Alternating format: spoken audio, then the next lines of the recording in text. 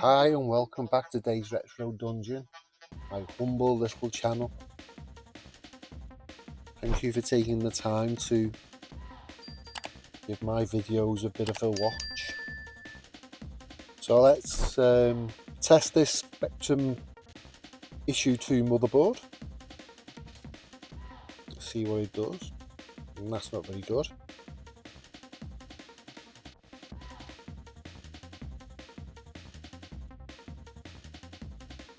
Now my first suspects with this board is that there's something wrong with the power circuit. As we've just seen with the diode cart, there you can see again, only one LED is lit, which tells me that the power rails are not working. The ULA doesn't feel very hot. Now normally with Spectrums, TR4 and TR5, which are part of the power circuit, do fail quite easily. So what we're going to be doing first is changing them. Now obviously that might not be the only thing that's wrong with this. There could be something else wrong with the power circuit. But this is a good starting point. Just getting rid of the heatsink again. Like I said in the last video, what I'm coming round to slowly is not to just change things for the sake of changing things. Composite mods are something that I would tend to just do. If the likes of the 5-volt regulator is working, then I'm more likely to just leave it in the board. These boards are old. They are hardy, they have lasted this long and they still do work.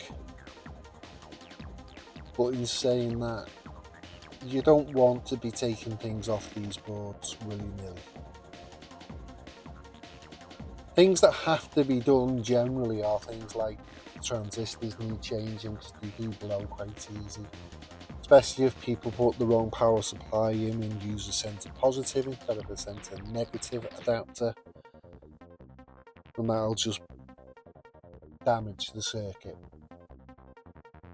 And I suppose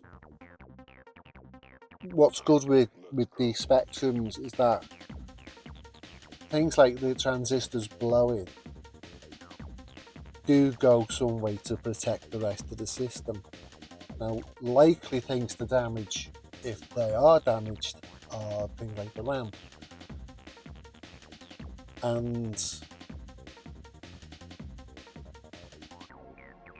more often than not, as the saying goes, it's always the RAM. And it's true, because generally you find with Spectrums, when the power circuit gets damaged,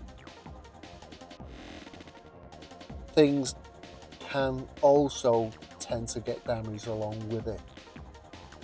The RAM, CPU and the ULA can be damaged because of over voltage on the power circuit. So hopefully with this, changing the transistors will be the only thing that we do change. As I say, if the transistors get changed and it's still not working properly, then obviously we have to go through the power circuit and see what's working. Now, the good thing with the diode cart that I've been using, it's not as fancy as some like Leon Morphon making it as the one with all the LEDs that tell you all the different things. This at least gives me an idea of what the power rails are doing. And as long as I can get the power rails working, then we can go on from there. We can start testing the voltages on the RAM and voltages elsewhere. So we're just removing TR5. I think it is at the top end of the issue 2 motherboard. Good old Sinclair with all the different issues, moving things around the board. But in fairness, I do prefer this design where the 2 transistors are apart from each other. On newer boards, I think the issue 3 and beyond, TR4 and TR5 are next to each other on the board, which is a bit of a pain.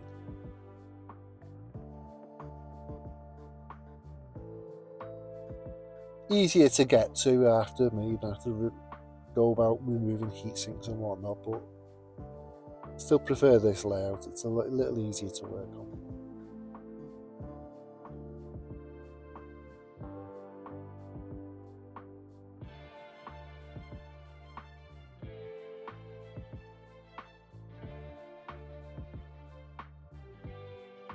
Now, the one thing with this board that, or any board, would remove something like a transistor or even a capacitor, if a leg gets left behind in the board. I don't know why I struggle to get it out, but I just do.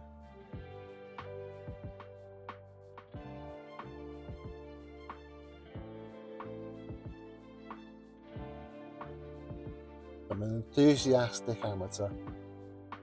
I have no idea really about electronics and whatnot.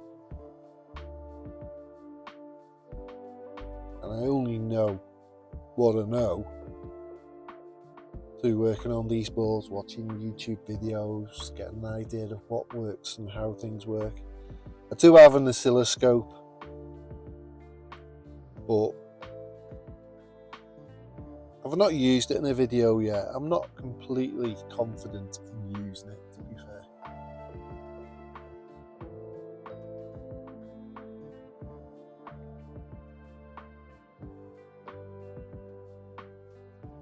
But I've not really had a need to use it anyway, but I suppose with some of the boards that I've had that just don't work, I could get the oscilloscope out and start probing for reset signals and clock signals and light enables and all the rest of it, but when I get a bit more confident in how to use it, then I might do.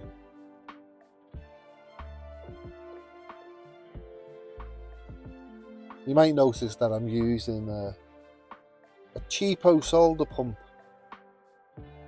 instead of my desolder station.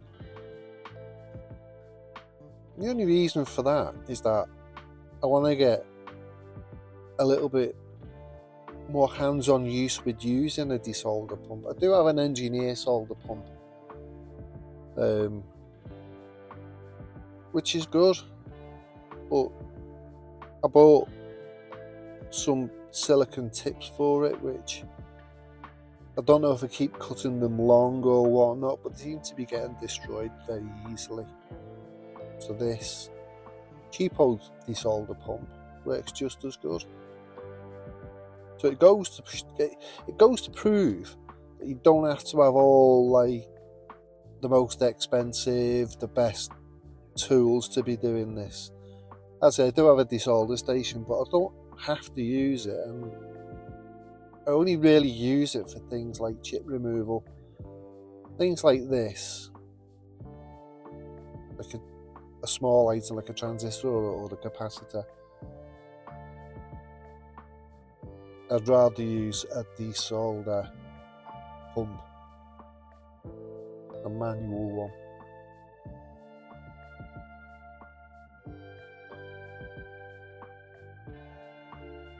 So as I say, it can be an expensive hobby if you make it so by buying all the most expensive things and you know, replacement chips and all the rest of it. It can be expensive, but it doesn't have to be. You know, the hobby itself can be relatively cheap to do. Decent desolder wick or braid is always a good idea. That's one thing I have fell foul of in the past, is buying cheap desolder braid and it's just not working very well. The one I've got at the minute is not too bad.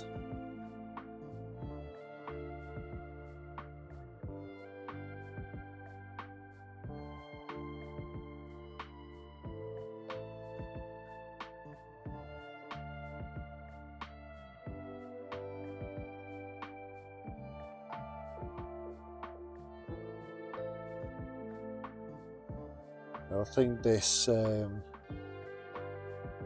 left the leg behind.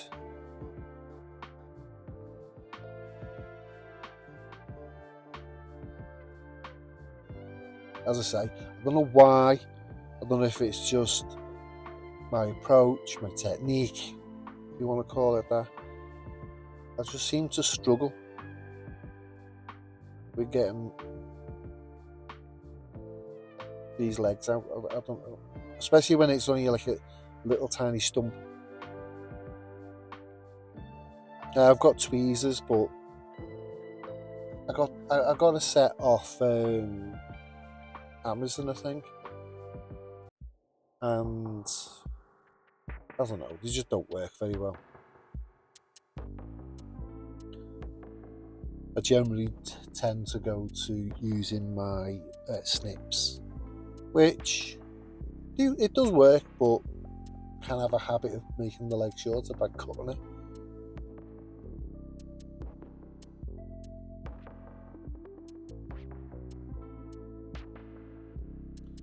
I've got a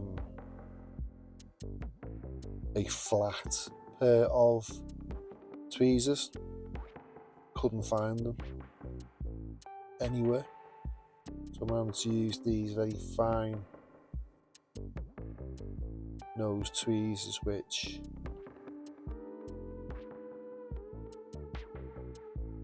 just don't do the job. I don't know if the tweezers themselves are just rubbish. Quite possibly they are. They were only cheap. So here we go with me snips.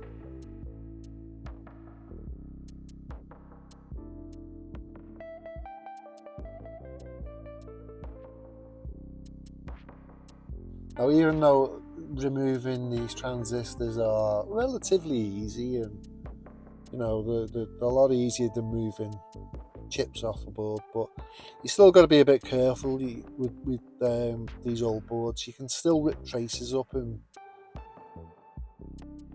destroy pads. I do have a board which I have asked on Discord channel with Lee's More Fun Making It, where the TR4 and TR5 points on the board are destroyed. And I might make a video of that. It was one of the ones from the triage video that didn't work. The transistors are going to have to be attached to different points on the board with bodge wires, but we'll see about that. I think there's more wrong with that board anyways. That's going to be a bit more of an involved video. This video, like, it's a bit shorter than the normal videos I've been putting out, not quite as short as the last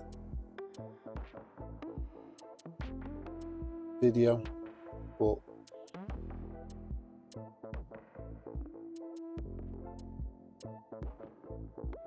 we're just getting TR4 into place.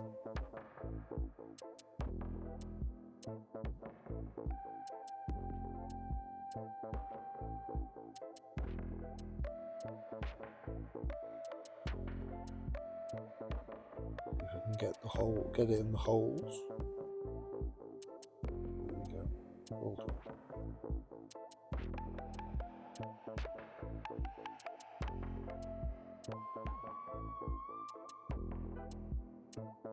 So I say, hopefully with this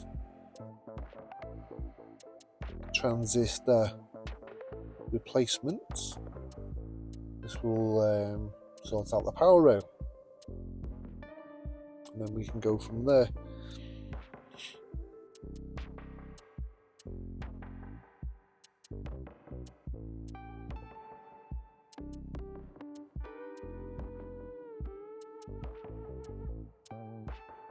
Look at that lovely coffee ring on the desk. I could have cleaned my desk up, couldn't I, before I'd done this video? As some would say, very unprofessional. Very unprofessional. But who cares? Right, let's give this a bit of a test and see where we go from here.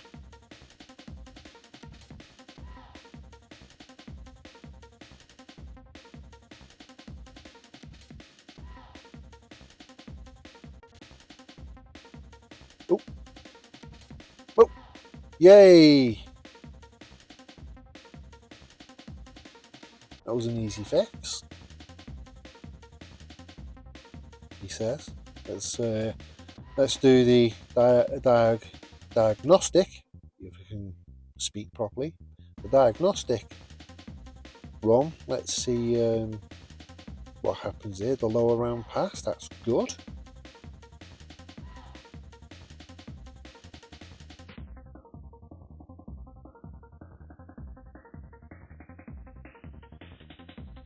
Picture's a bit green,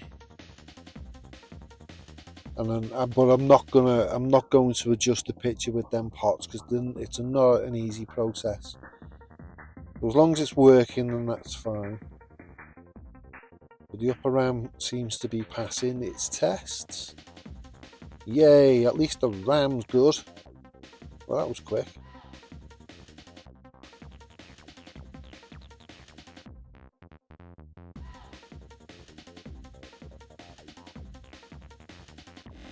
Do that again, make sure everything's right. Okay, there you go, well done. So another spectrum is saved. So